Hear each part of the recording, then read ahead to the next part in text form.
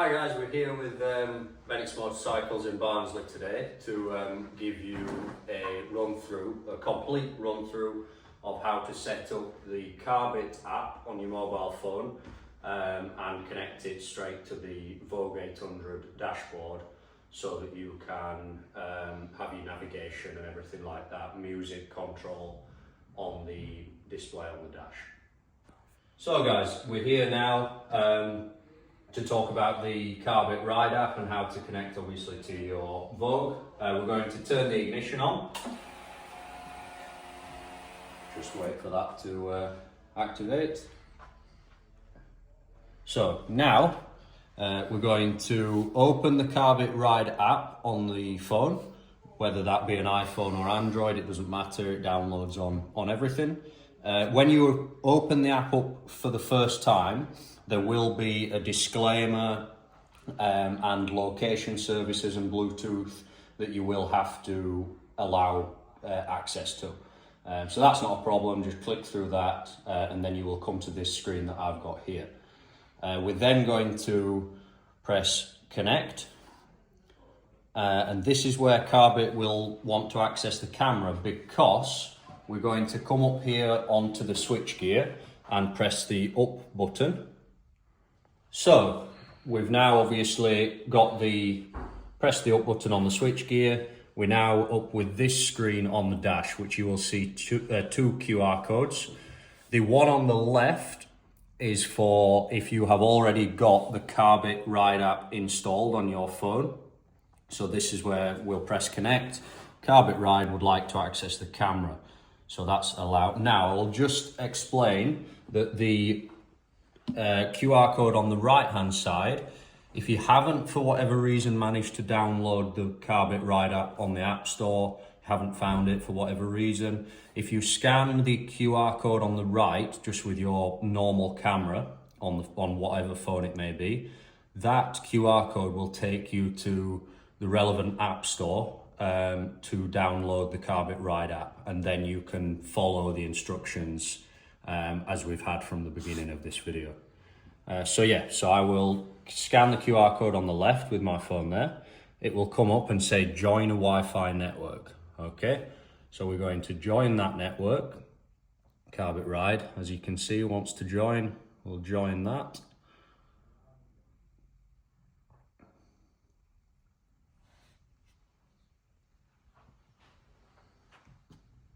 And you can see on the dashboard here, just down below, that we are starting to get the Wi-Fi and the Bluetooth to come up.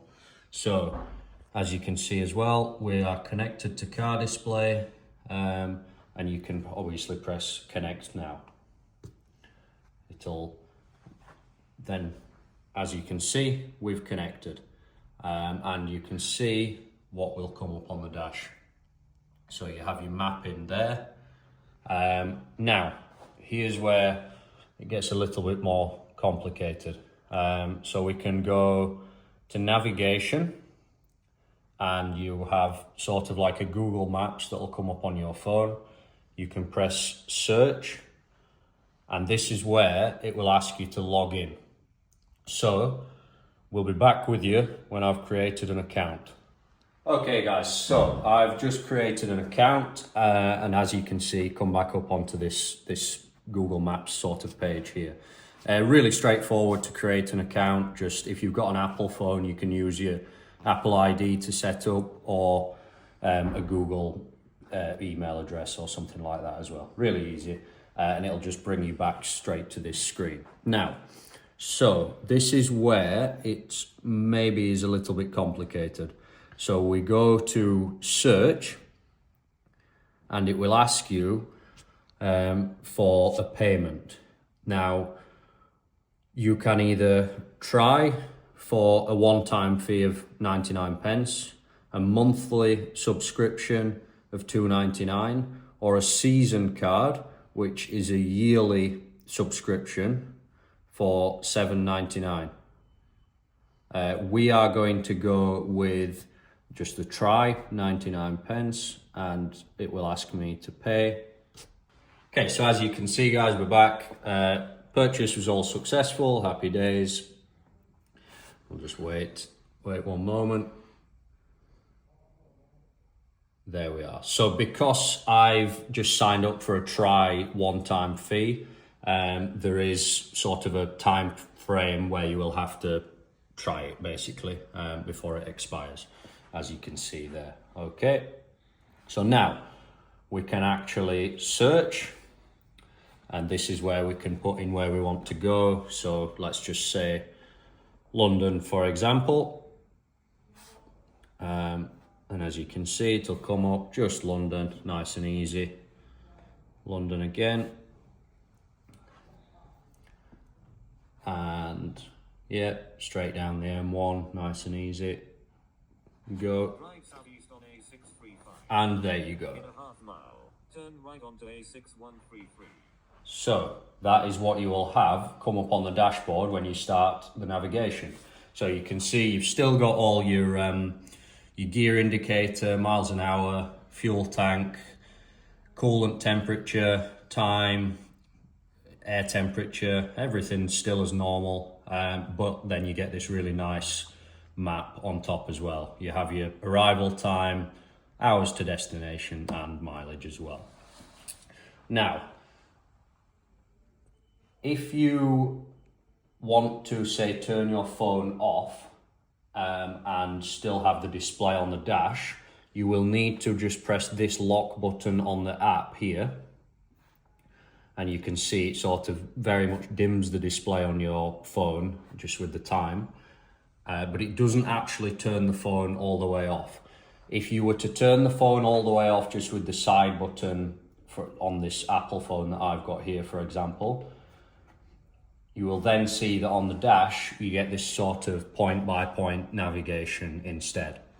So, again, personal preference.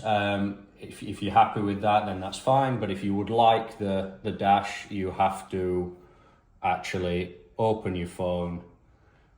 And as you can see, it comes back on again. And to get back out of this, you can see there's some arrows down at the bottom of the screen. You just press those, swipe back up, and you're back into the app as normal. So once you've figured out all your navigation and things like that, I'll just now sort of give you a brief overview of the rest of the features on the dash. So coming over to this left-hand switch gear here, we can press this back button on the left-hand side. It'll take you to the normal display, so to speak. We've also actually just on this right-hand switch gear, this mode button will change between sport and normal, so you get a bit of a different dash for the sport. And then to go into your settings for the dash, you press the right-hand button, so enter. This brings up this nice display here, and then you can press across. So you've got this one here with your contacts, recent calls, etc. The next one along is your music control. So if you've got some music playing through your phone via Bluetooth with a headset into your helmet, you can control skip, pause, turn the volume up on your music, and then you have your settings and things like that as well. So just the usual carry on. So yeah, very advanced dashboard.